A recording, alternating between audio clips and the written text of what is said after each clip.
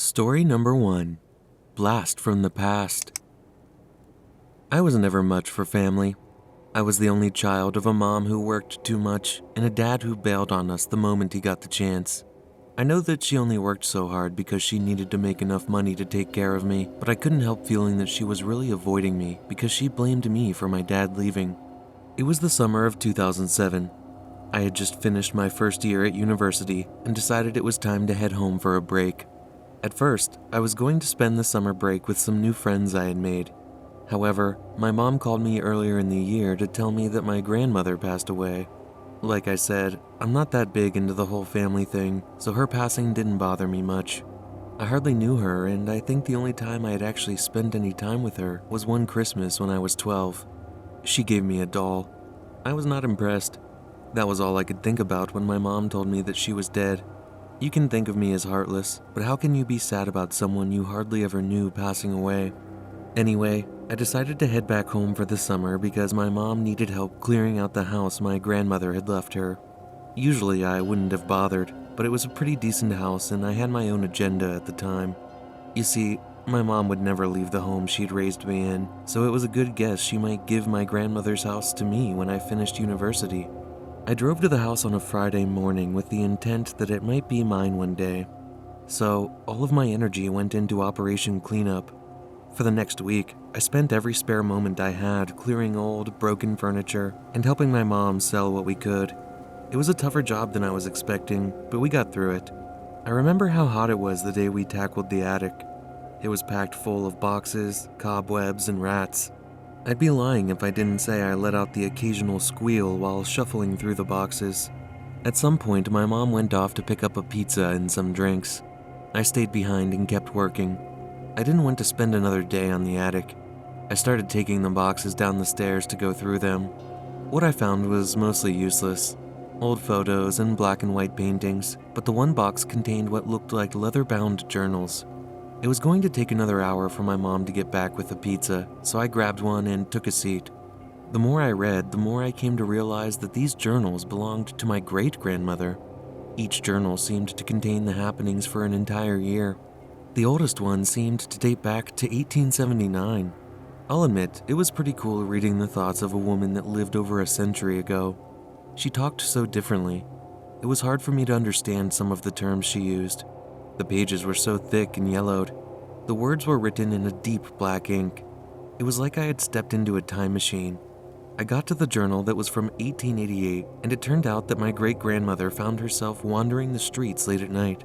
She spoke of how the street lamps were so dim and the fog was so thick that she wouldn't be able to see where she was going.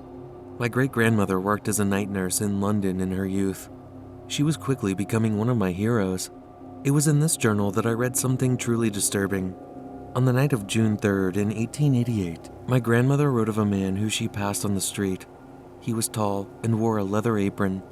She wrote about how odd it was to see someone else prowling the streets at such a late hour. She wrote details about how he smelled strongly of cigarette smoke and whiskey.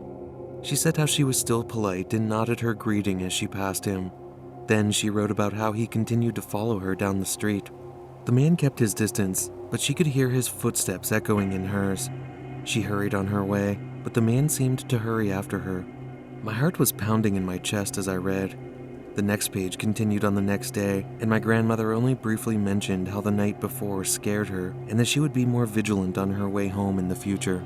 Something didn't sit right with me. I was happy that my grandmother was okay, but there was something about her encounter that put a knot in my stomach. There was one detail that she wrote about that stood out in my mind. She said that the man was wearing a leather apron. I took my phone out and did a little research. All I had to type in was the date, 1888, and the words leather apron, and my jaw practically dropped to the ground when I saw the results. Leather apron was one of the nicknames given to a famous serial killer that prowled the streets of London in 1888. He was better known as Jack the Ripper. Now, you don't have to believe me, and I have no proof other than this old, handwritten journal. I'm not entirely sure of it myself, but I think my great-grandmother actually met Jack the Ripper and survived. Story number 2. The Drifter. I spent the better part of my youth traveling back and forth between Hartford and New Haven in Connecticut in the early 2000s. I was a truck driver and I basically took any job that was thrown my way. I guess I wanted to get out on the road. I liked the freedom of it. Still, when 2006 came along and I realized I was basically living inside my truck, I decided to make some life changes. I'm not here to talk about that. I'm here to tell you about the strange encounter I had with a drifter in 2002. I had just left New Britain with a large load. I don't really remember what the load was, but I remember being excited about it paying a lot. It was a week's turnaround and I would be picking another load up on the way back, so it was shaping out to be a good start to the month. It was just outside of New Britain when I came across a drifter. He was walking alongside the road with his hand hanging out over the side and his thumb pointing up. I don't usually stop for drifters. I've heard way too many horror stories about drifters being crazy, drugged up murderers. There were no stops along that road, at least not for another 10 miles. I keep a crowbar hidden next to my seat for protection, so I guess there wasn't a lot of stopping me from pulling my truck over to the side and opening up the passenger door. It was a long walk to the next stop, and I knew for a fact that no one else was going to be picking this guy up. You could say I felt sorry for him. I waited as the man hurried around to the passenger side and climbed up. He struggled, as most people did when they climbed into my truck for the first time. It probably didn't help that he was a little bit on the heavy side. Once he was in and the door was closed, we were off. The first few minutes were awkward. I didn't really know what to say. Thankfully, he spoke first and asked me what my name was. I told him, and he told me I could call him Devin. He went on to thank me, and I asked him where it was I was taking him. He didn't really have a destination. He said he was just going as far as I could take him. I found it odd, but I know what it's like to want to get away. We spent most of the trip in silence, and I was honestly rethinking the whole thing. I could barely handle a few hours of awkwardness, let alone a whole week. I started thinking up reasons to drop him off early. I did not want this guy in my truck for a whole week. I glanced over him and noticed that he was sweating, like a lot. I know he's a big guy, but I didn't have my heater on and it wasn't that hot outside. He was breathing as if he'd just run a whole marathon, and he was squeezing his hands so tight that his knuckles were turning white. At this point, I was getting nervous. My first thought was drugs, but there was something else going on. I could see it in his eyes. He was panicking about something.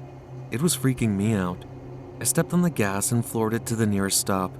I might have been freaking out, but I wasn't about to just pull over in the middle of nowhere and kick the guy out.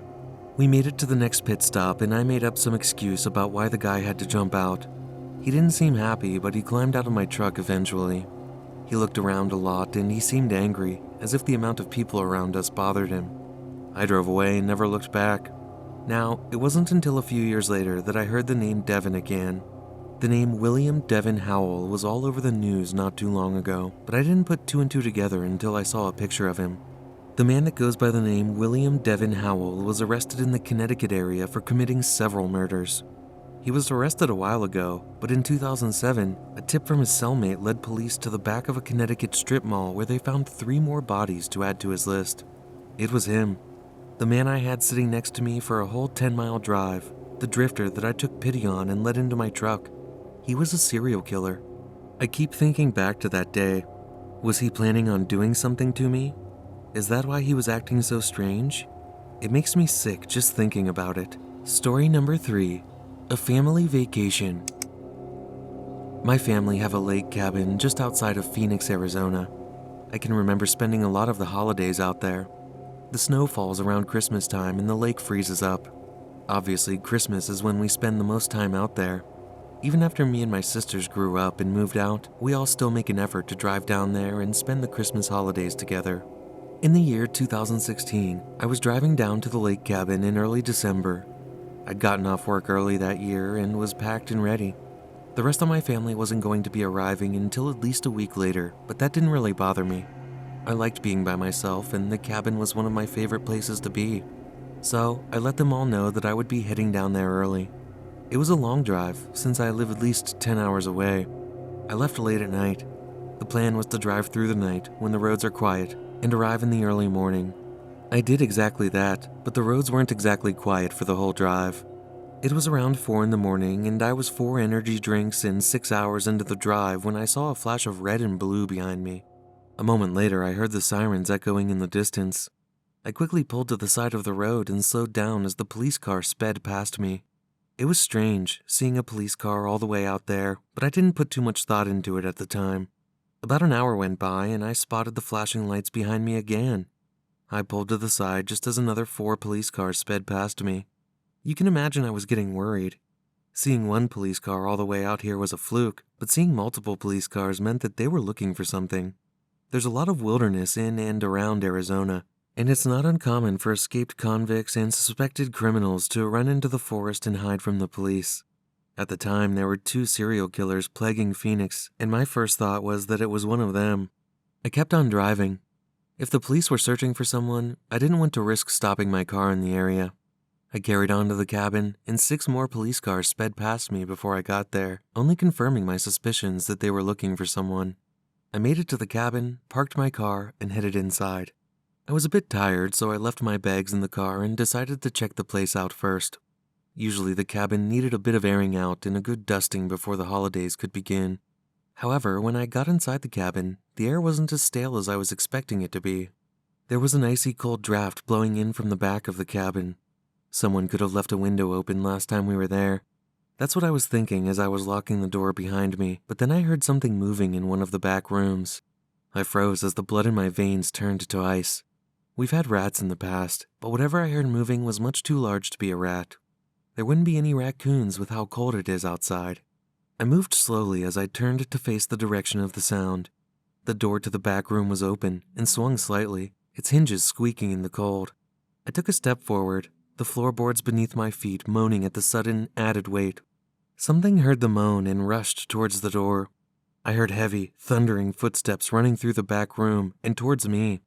I spun round on my heels and unlocked the front door. The footsteps sounded like they were right behind me as I rushed outside and hopped back into my car. Just as I was reversing out of the driveway, I spotted a hand grip the doorknob and pulled the front door, which I had left open, shut. I raced to the nearest stop and called my parents to let them know what happened. They advised me to call the police, so I did. I met the police at the cabin and they searched the whole area. A window in the back room had been smashed open, and it looked as if someone had been sleeping there. The police went on to inform me that there had been a recent sighting of a man they believed to be the Phoenix serial killer in the area, and they'd been searching for him all night. My heart practically stopped beating in my chest. I'm not sure if the man who ran at me inside my cabin was indeed the Phoenix serial killer, but it would be one hell of a coincidence if it wasn't him. I felt like I escaped death that day, and the cabin hasn't felt the same way to me since.